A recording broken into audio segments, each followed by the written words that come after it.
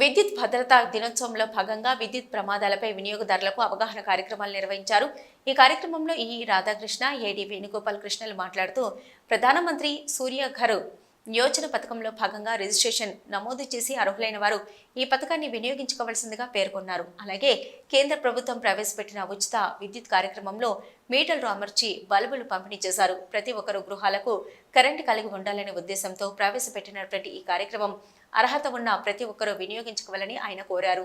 ఈ కార్యక్రమంలో AE Varma, LI Nageswararao, sub engineer Nageswararao, sarpanch తెల్ల వంకాయ, అమ్మ, వార్డు సభ్యులు, బేబీ, స్థానికులు తదితరులు పాల్గొన్నారు.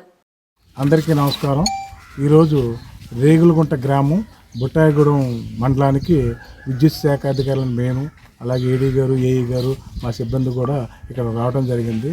ముఖ్యంగా ఈరోజు ప్రతి నెల 2వ తారీఖున సేఫ్టీ డే అంటే భద్రతా దినోత్సవం అది ప్రభుత్వం మా విద్యుత్ శాఖ నిర్వర్తిస్తుందో అందులో భాగంగా ఈ రోజున ఈ గ్రామానికి రావటం జరిగింది. ఇక్కడ ఉన్నటువంటి ప్రతి ఒక్కరికి కూడా విద్యుత్ ఏ విధంగా వినియోగించాలి, ఎలాగ సేవ్ చేసుకోవాలి, అలాగే విద్యుత్ యాక్సిడెంట్లు కానీ అటువంటివి జరగకుండా ఎలా ఉండాలనే అవగాహన ప్రతి ఒక్కరికి ఇక్కడ కల్పించడం జరిగింది.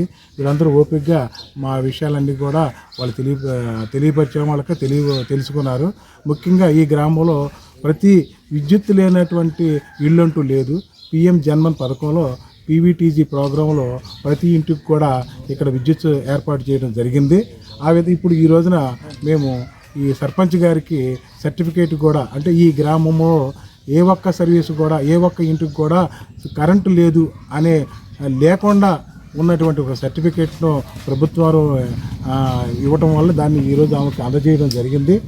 ఈ ముఖ్యంగా ఇక్కడ ఏ సమస్య వచ్చినా సరే విద్యుత్ శాఖకు సంబంధించిన ఏ సమస్య వచ్చినా సరే మాకు తెలియపరిచినట్లయితే ప్రతి సమస్యను పరిష్కరిస్తాము.